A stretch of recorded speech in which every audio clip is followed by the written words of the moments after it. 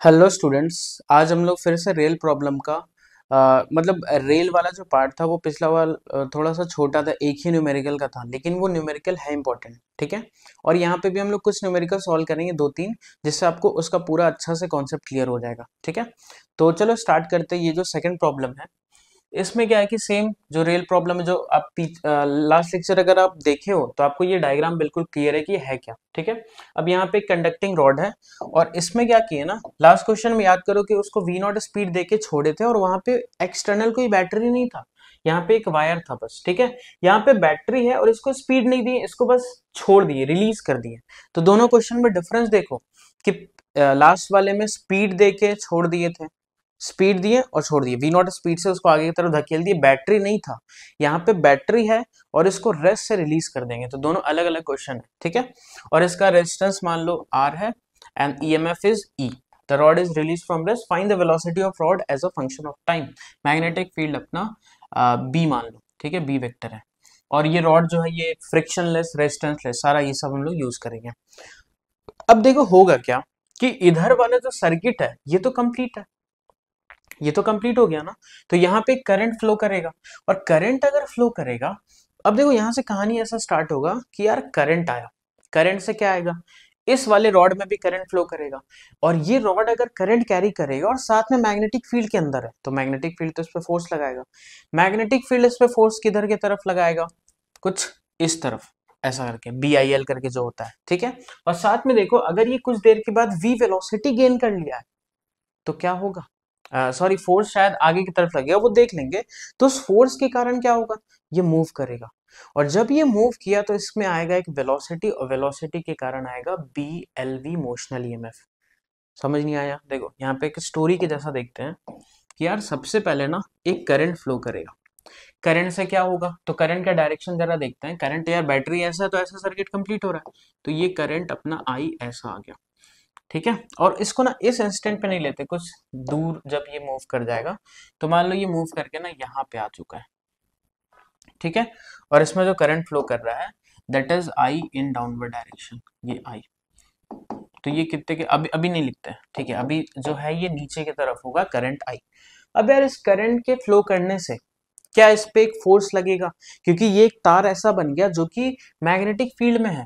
तो magnetic field इसमें किधर की तरफ फोर्स लगाएगा, सोचो ध्यान से। तो मैग्नेटिक फील्ड, करंट नीचे है, मैग्नेटिक फील्ड अंदर है, तो करंट नीचे, मैग्नेटिक फील्ड अंदर, तो फोर्स इधर लग रहा है। तो इधर की तरफ एक फोर्स आया, F is equal to BIL। क्योंकि फोर्स का फॉर्मूला क्या होता है, BIL साइन थीटा।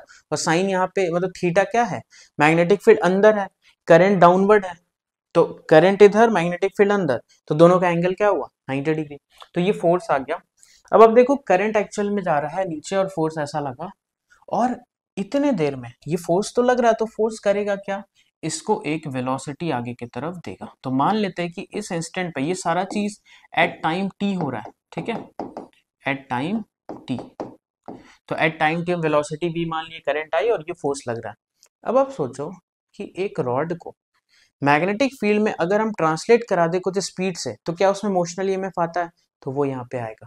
किस डायरेक्शन में आएगा वो देखो, इसका वेलोसिटी इधर है, मैग्नेटिक फील्ड अंदर है, तो V क्रॉस B, ऊपर अंगूठा ऊपर आ रहा है, मतलब पॉजिटिव पोटेंशियल ऊपर होगा। तो एक वर्चुअल बैटरी यहाँ पे बना इस इंस्टेंट पे, जिसका मोशनल ईएमएफ क्या हो जाएगा, BLV, is equals to BLV। अब देखो ये पूरा कहानी हुआ। ठीक है, ये बनाया करंट, करंट इसको मूव कराया, करंट के कारण इसमें आया फोर्स, फोर्स से वेलोसिटी, वेलोसिटी से BLV। अब आप सोचो यार, ये E अगर नहीं रहता तो ये सारा चीज नहीं होता। मतलब ये जो BLV बना है ना, वो इस EMF के कारण ही बना है। तो ये बना हुआ चीज ना कभी भी इससे ज्यादा नहीं हो सकता है। ओवरऑल तो ये सारा चीज ये करवाया, तो ऐसा नहीं हुआ कि यार ये एक EMF बनाएगा सारा चीज करने के बाद जो इससे ही बड़ा हो जाए, ये पॉसिबल नहीं है। ठीक है। तो ये इसके बराबर हो सकता है, और इन्फिनाइट टाइम के बाद यही होगा कि यार ये दोनों बराबर हो जाएगा तो करंट जीरो हो जाएगा, तो ये कांस्टेंट स्पीड से मूव करता रहेगा क्योंकि फोर्स जीरो हो जाएगा। अब इस टाइम पे देखते हैं जरा कि अभी अब करंट अगर निकाले इस सर्किट का, तो अब आप देखो करंट क्या होगा कि यार E तो बड़ा है, यहाँ पे आप बस सिंपल एक चीज ध्यान रखना कि E जो है BLV से ज्यादा है, तो E ऐसा करंट फ्लो करवाना चाह रहा है और ये थोड़ा बहुत अपोज करेगा, तो नेट EMF क्या हो गया सर्किट का, E माइनस BLV और डिवाइडेड बाई रेजिस्टेंस। तो इस इंस्टेंट का जो करंट है that is equals to E minus B L V by R. ये अपना करंट आ गया। फोर्स किधर लग रहा है? आगे की तरफ। तो फोर्स कितना लग गया होगा? तो फोर्स क्या मैं लिख दूं? B into I into L. तो बी और आई की जगह इसको पुट कर दो, e minus B L V by R into L. ये चीज हो जाएगा। और फोर्स को क्या मैं m into D V by D T, मतलब मास इंटू एक्सेलरेशन। तो मास से अगर डिवाइड कर दे तो एक्सेलरेशन मतलब D V by D T जो आएगा वो आ जाएगा B L by M into R, और E minus B L V अंदर में ऐसा। तो ये अपना इक्वेशन आया, बस इसको इंटीग्रेट करना है तो v as a function of time आ जाएगा। तो आई होप यहाँ तक समझने में आपको दिक्कत नहीं आया। अब हम लोग आते हैं, बस इंटीग्रेशन लगाना है। तो dv यहाँ पे है, तो ये वाला टर्म में v है तो उसको नीचे लेके जाओ, dt को इधर लेके आओ। तो ये क्या बन जाएगा? dv divided by e minus B L V equal to B L by M R. देखो B L by M R को ना फिर से मैं कांस्टेंट मान लेता हूँ के, जो लास्ट में मैं के पुट कर दूंगा। ठीक है, तो ये क्या बन जाएगा? के इंटू डी टी, कॉन्स्टेंट है। अब इसको इंटीग्रेट करते हैं प्रॉपर लिमिट के साथ। तो देखो rod is released from rest, मतलब इसका इनिशियल स्पीड क्या है? 0। तो t इक्वल्स टू 0, मतलब जैसे ये चीज स्टार्ट हुआ तो टाइम अपना 0 ही था। तो 0 टाइम पे जो है लिमिट क्या होगा? 0 टाइम पे स्पीड 0, और किसी भी टाइम t पे इसका स्पीड क्या है? v के बराबर। तो चलो जरा इसको हम लोग करते हैं सॉल्व। ठीक है, तो ये आ जाएगा, इसका इंटीग्रेशन देखो, ln e minus B L V divided by क्या? माइनस बी एल आएगा, इसका जो कोफिशिएंट होता है वो क्या डिवाइड होता है, तो ये नीचे आ जाएगा माइनस बी एल, ये ऐसा लिखते हैं। और नीचे आया है माइनस बी इंटू एल, और यहाँ के कांस्टेंट है, और डी टी का इंटीग्रेशन होगा टी, और इसका लिमिट हो जाएगा 0 से टी तक। ठीक है, अब इसको सॉल्व करते हैं। अब यहाँ पे तुम एक बार पुट करो v, तो ये हो जाएगा L N E minus B L V, और माइनस एक बार 0 पुट करो तो minus L N E equal to minus B L उधर चला जाएगा। ठीक है, तो माइनस बी एल अगर उधर जाएगा और ये इंटीग्रेशन क्या देगा? टी, तो ये क्या आ जाएगा? माइनस के को एक काम करो पुट करो, तो B L by M R के है, और इंटू माइनस बी एल, तो बी स्क्वायर एल स्क्वायर हो जाएगा। तो ये हो जाएगा B square L square by M R into T. अब L N A minus L N B, L N A by B, तो ये क्या आ जाएगा?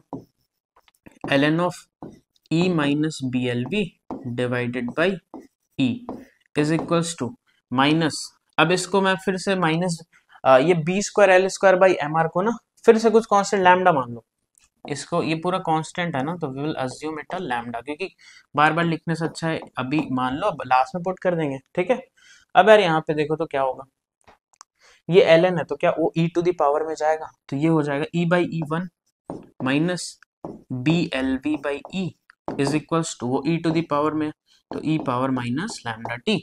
अब इसको उधर लेके जाओ, इसको इधर, तो यहाँ से v निकाल लेना, ये आ जाएगा e by B L one minus e to the power minus lambda को पुट कर देते, तो लैम्डा था B square L square by M R into T. So this is our final answer. और ये ग्राफ कैसा बनेगा सोचो तो, क्या ये इस फॉर्म में v is equals to V not one minus E power minus lambda into T, तो ये एक्सपोनेंशियली इंक्रीजिंग ग्राफ है।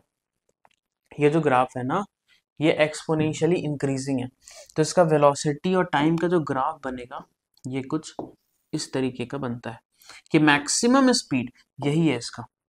आप t इक्वल्स टू इन्फिनिटी यहाँ पे पुट करो तो ये आ जाएगा one, sorry t equals to infinity put करो तो ये आ जाएगा पूरा टर्म 0। तो ये इसका मैक्सिमम स्पीड क्या हो जाएगा? e by B L.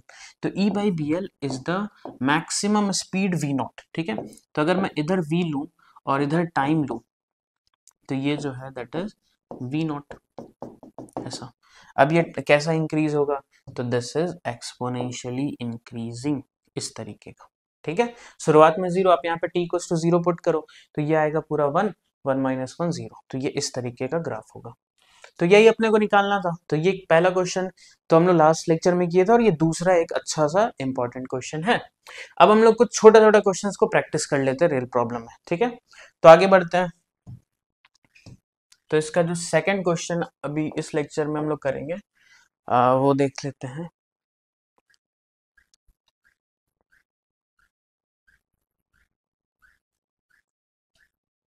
जैसे मान लो यहाँ पे एक रेजिस्टेंस, और ये वर्टिकल प्लेन है, ध्यान रखना ये वर्टिकल प्लेन है, and this is a conducting rod, और ये मैग्नेटिक फील्ड अंदर की तरफ है, this is the inward magnetic field, ठीक है। और ये जो रॉड है ना, ये नीचे की तरफ v स्पीड से मूव कर रहा है, and this v is given constant, constant speed से ये नीचे जा रहा है। तो हमको इसी को निकालना है कि फाइंड v, आखिर ये v होगा कितने के बराबर। बस यही अपने को दिया हुआ है कि इसका मास m है, लेंथ l है, and this is a vertical plane, ठीक है। रेजिस्टेंस को भी यहाँ पे r मान लो। अब देखो करना क्या है कि अगर वो रॉड कांस्टेंट स्पीड से जा रहा है, इसका क्या मतलब है कि उसका जो नीचे की तरफ mg लग रहा है, वर्टिकल प्लेन है तो mg लग रहा होगा, उस mg को कोई फोर्स बैलेंस कर दिया, बस कुछ दिमाग नहीं लगाना है। तो अब इसमें जरा सॉल्व करते हैं कि यार अगर इसका स्पीड नीचे की तरफ v है और ये मैग्नेटिक फील्ड में है, तो क्या एक मोशनल ईएमएफ आएगा, और मोशनल ईएमएफ किस डायरेक्शन में, मतलब पॉजिटिव होगा। तो आप ये देखो v नीचे की तरफ है और मैग्नेटिक फील्ड ऐसा, तो अंगूठा मेरा इधर की तरफ है, तो एक वर्चुअल बैटरी ऐसा बनेगा। क्या बनेगा, एक रॉड v स्पीड से नीचे की तरफ ट्रांसलेट कर रहा था, तो यहाँ पे ये बन जाएगा। अब इस बैटरी का जो ईएमएफ है वो है BLV के बराबर होगा, BLV। तो जो करंट फ्लो करेगा वो ऐसा फ्लो करेगा, और इस पूरे सर्किट में आपको देखो कितना रेजिस्टेंस मिला, सिर्फ ये R। तो करंट का वैल्यू जो होगा वो कितना होगा, करंट जो हो जाएगा वो हो जाएगा BLV/R। ना तो मैग्नेटिक फील्ड बदल रहा है, ना तो लेंथ, और वेलोसिटी क्वेश्चन में कांस्टेंट दे दिया, और रेजिस्टेंस भी तो कांस्टेंट है, इसका मतलब करंट है कांस्टेंट। फिर से अब क्या खेल आया कि यार ये नीचे v से जा रहा था, उसके कारण आया मोशनल ईएमएफ, मोशनल ईएमएफ के कारण क्या आया था, करंट आया। अब करंट जब आया तो इस रॉड में एक करंट जो आया है जो कि एक मैग्नेटिक फील्ड में है, तो मैग्नेटिक फील्ड क्या फोर्स लगाएगा, BIL वाला, वो किधर लगाएगा।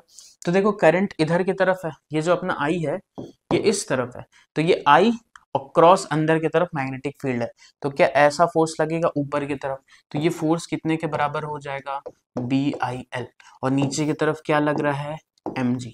तो मैं शायद आपको स्टार्टिंग में ही बताया भी कि अगर कांस्टेंट स्पीड से जा रहा है तो ये दोनों बराबर होगा।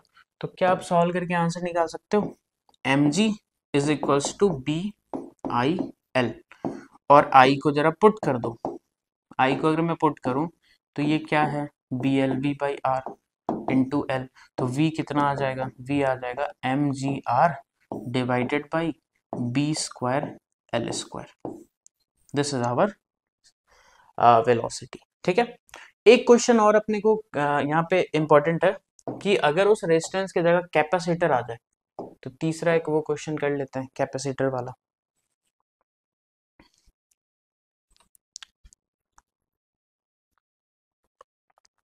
देखो सेम वर्टिकल प्लेन, यहाँ पे कैपेसिटर है और ये अपना वही रेल।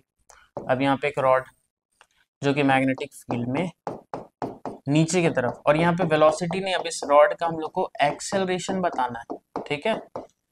ये ऐसा इस तरीके कुछ दिया हुआ है, capacitance C and nothing is given, so this is M and L, and we have to calculate the acceleration of this rod, ठीक है। यहाँ से अपने को ये बताना है।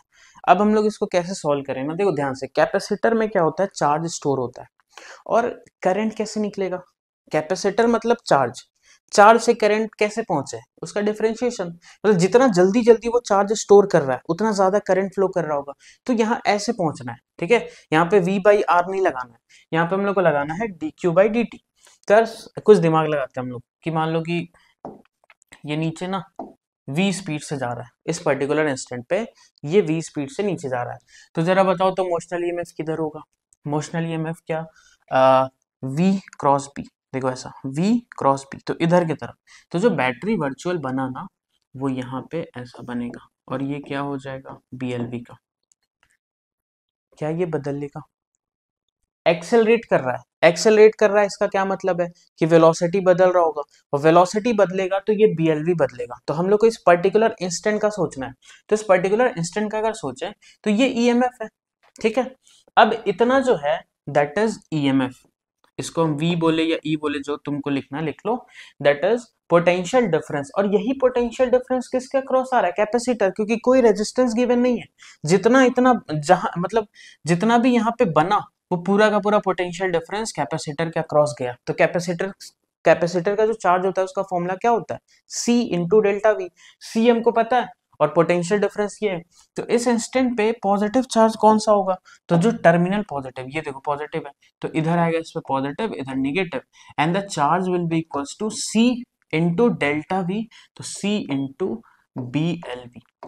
इतना आया, चार्ज तक आ गया। अब मैं अभी आपको क्या बोला कि हम लोग चार्ज से करंट पे कैसे पहुंचेंगे, तो करंट पे कैसे पहुंचेंगे, तो उसको डिफरेंशिएट करके, तो जरा निकालते हैं। I is equals to D Q by D T. तो यहाँ पे Q को जरा पुट करो, Q अपना क्या है, BL C इंटू वी। इसका डिफरेंशिएशन अगर करें तो यार ये डिफरेंशिएशन में कौन सा टर्म बदलेगा, C कैपेसिटेंस नहीं बदलेगा, L लेंथ नहीं बदलेगा, B कांस्टेंट दे रखा है, तो बदल कौन रहा है, वेलोसिटी। तो हम लोग को बाकी सारे टर्म को बाहर ले लेना है, तो BLC बाहर आएगा और ये बनेगा dV बाई dt। और dV बाई dt क्या होगा, इस रॉड का rate of change of velocity का एक्सेलरेशन होगा। तो इसको मैं लिख सकता हूं BLCA, this is the current. अब बात वही, करंट आया, मैग्नेटिक फील्ड में फोर्स लगेगा, करंट इस डायरेक्शन में, ऐसा ही तो करंट होगा। तो फोर्स किधर लगा, ऊपर की तरफ। तो फोर्स हम लोग जरा सा लगा देते हैं ऊपर की तरफ, BIL, और I की जगह रखते हैं ये, और नीचे क्या लग रहा होगा, mg, और इसका मास जो है वो है m। तो क्या हम इक्वेशन लगाएं एक्सेलरेशन निकालने के लिए कि net force equals to mass into acceleration, तो नेट नीचे mg ऊपर BIL, तो इक्वेशन क्या होगा, mg minus BIL equals to mass into acceleration. तो mg minus b into I की जगह पुट करो BLCA, तो आई की जगह ये रखें, तो ये BIL equal to m into a। ठीक है, अब यहां से क्या होगा, अपने को क्या निकालना है यार, अपने को निकालना ए, तो ये उधर जाएगा, तो अपना फाइनल जो ए का आंसर आ जाएगा ना, वो मेरे ख्याल से आएगा mg डिवाइडेड बाई ये m है, प्लस यहाँ पे देखो B square L square into C, तो B square L square into C. So this is the final answer of this question. तो ये इसका एक्सेलरेशन होगा। तो क्या आपको समझ आया कि कैपेसिटर होगा तो करंट तक कैसे पहुंचना है, D Q by D T, और क्यू कैसे निकालना है, सी इंटू वी। ठीक है, और यहां पे जब रहेगा तो करंट कैसे आएगा, सिंपल V बाई आर, यही तो लगाना है ना इन दोनों का। तो ये दोनों क्वेश्चन अपने में इंपॉर्टेंट है, और ये भी क्वेश्चन आपको कहीं ना कहीं मिल ही जाएगा आपके बुक्स में। ठीक है, तो ये इतना क्वेश्चन आप कर लो। एक क्वेश्चन हम लोग पहले किए थे, 3 अभी कर लिए, ये 4 क्वेश्चन से ना आपका पूरा बेस स्ट्रांग हो चुका है। अगर इसमें कुछ भी अब घुमा के पूछ रहा है तो आप उस चीज को अप्लाई कर पाओगे। इसमें खेल किस चीज का है, BLV BIL, बस कभी BIL BLV को बनाएगा, कभी BLV BIL को बनाएगा, यही दोनों चीज में होते रहता है। ठीक है, तो ये पार्ट अपना होता है यहाँ पे कंप्लीट होता है। अगले लेक्चर में मैं स्टार्ट करूंगा इंडक्टेंस एंड इंडक्टर। ठीक है, तो मिलते हैं अगले वीडियो में, आप इसका नोट्स बना लो। ठीक है, ओके बाय।